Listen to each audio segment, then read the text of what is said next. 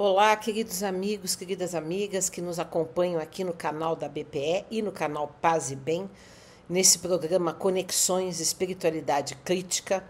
Hoje estamos de volta e, como sempre, na semana, nós publicamos um artigo no jornal GGN, cujo link está aqui embaixo, sobre o mesmo tema que eu vou falar aqui com vocês agora.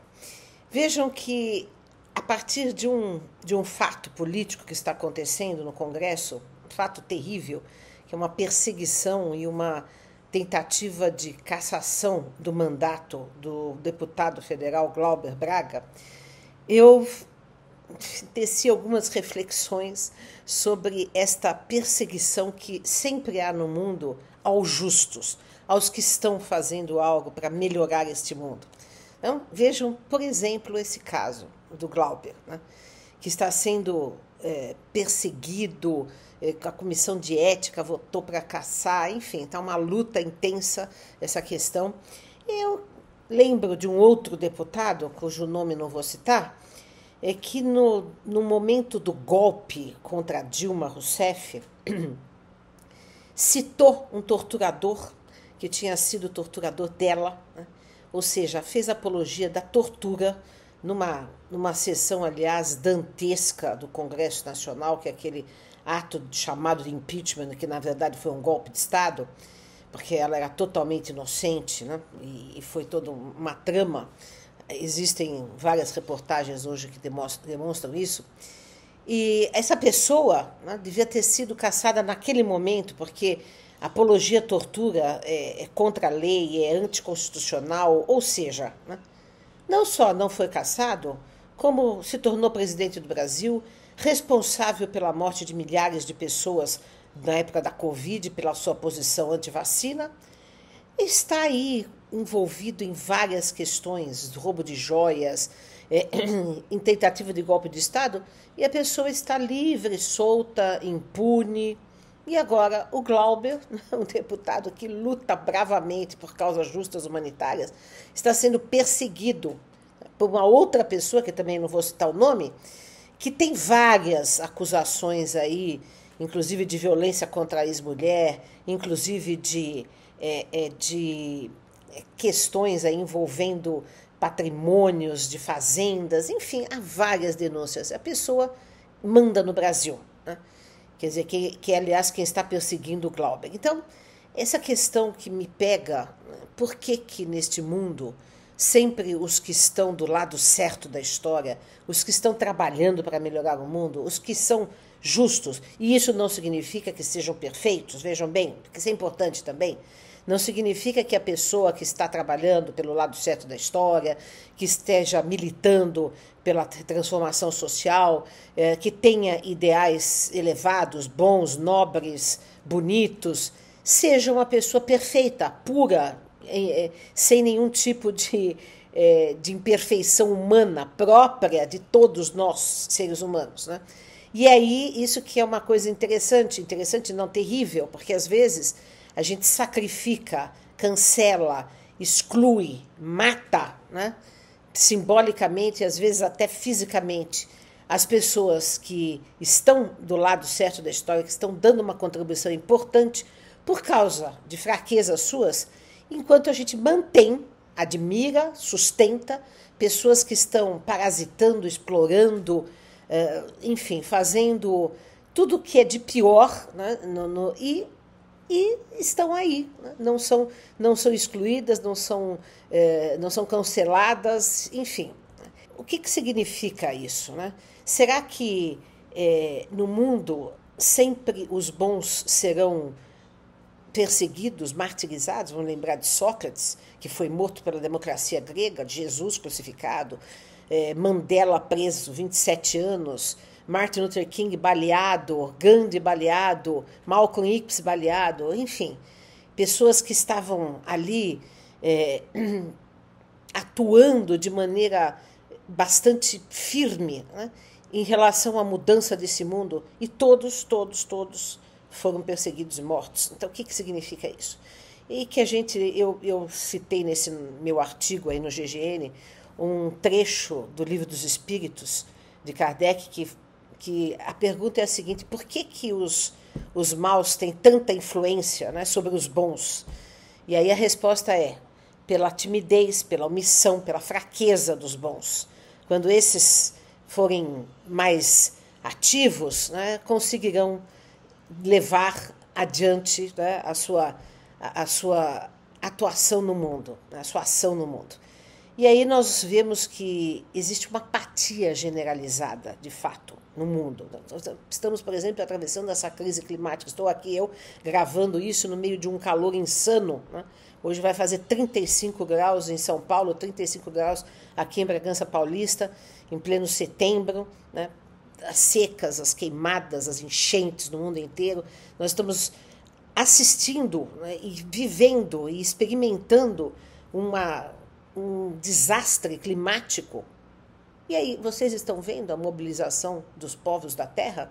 Pouquíssima gente falando alguma coisa, fazendo alguma coisa. Então, o que significa isso, essa apatia generalizada?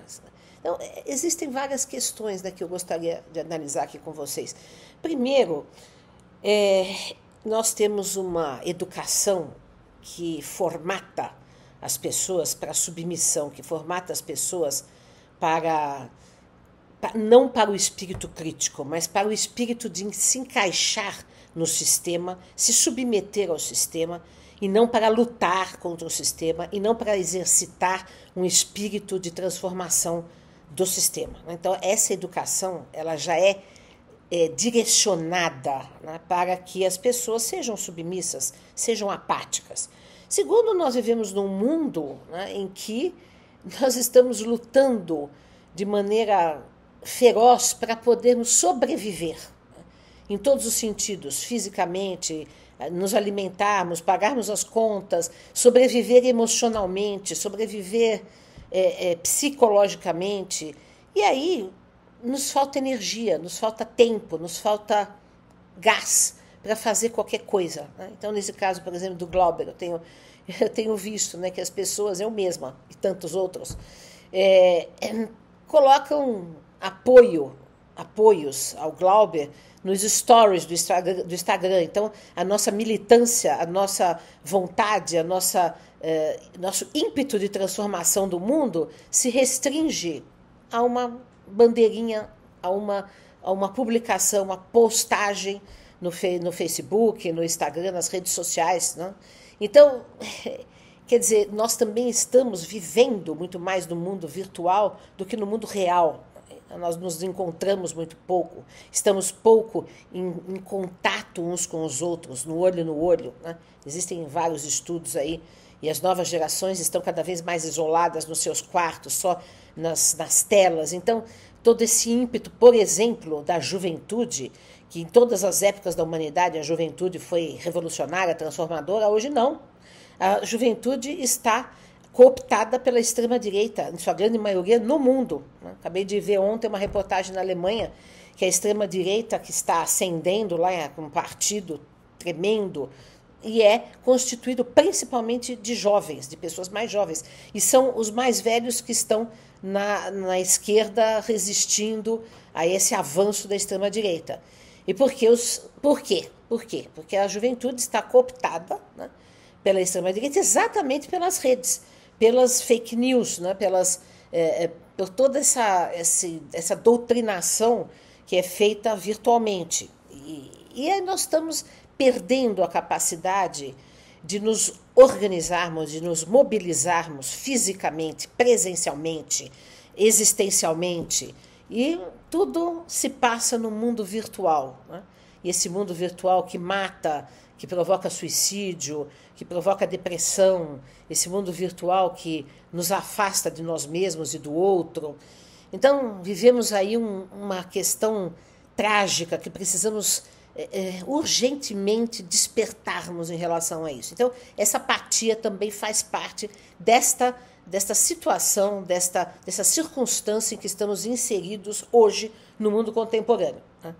Nós precisamos, então, fazer um movimento de educação, né, que agora estamos aí com vários projetos, inclusive no Brasil e no mundo, tentando banir os celulares das escolas, tentando fazer uma resistência, muitas famílias estão fazendo essa resistência também, porque é preciso que nós voltemos a existir, a viver fisicamente, presencialmente, ali como pessoas, né, inteiras, e não apenas projetados, né, cujas imagens são projetadas nas redes, e essas imagens elas não são nós mesmos, não são aquilo que nos representa, né? Então são projeções e que nos provocam várias reações psicológicas bastante difíceis e problemáticas para todo mundo. Precisamos reagir, precisamos retomar, precisamos fazer terapias coletivas, eu sempre falo isso, teremos que ter projetos de terapia, de análise coletiva, democratizada para todo mundo, porque todas essas questões emocionais, essas depressões, essas apatias, essas fugas, esses suicídios tantos, né, que acontecem diariamente com jovens, com adolescentes, com pessoas de todas as idades, em todos os lugares do mundo, isto precisa, né, ser tratado, precisa ser olhado. E tudo isso tem que passar por um projeto educacional e tem que passar por um projeto de terapia de todas as pessoas. Todas as pessoas precisam fazer terapia. Todas as pessoas precisam se olhar, se conhecer, se empoderar de si mesmas, aumentarem a sua autoestima, aprenderem a não serem submissas, apáticas, acordarem, despertarem. Nós precisamos despertar a população do mundo, acordar, antes que seja tarde demais, porque nós estamos caminhando para uma extinção do mundo, né? Do mundo pelo menos como nós conhecemos. Então, é preciso que façamos alguma coisa nesse sentido. Então, a partir de toda essa reflexão, né, de Glauber Fica, nós chegamos a toda essa ideia de que precisamos nos movimentar. E aqui deixamos, então, essa mensagem aqui e recomendamos que vocês leiam o nosso artigo também no jornal GGN. Um grande abraço a todos, ficamos por aqui hoje.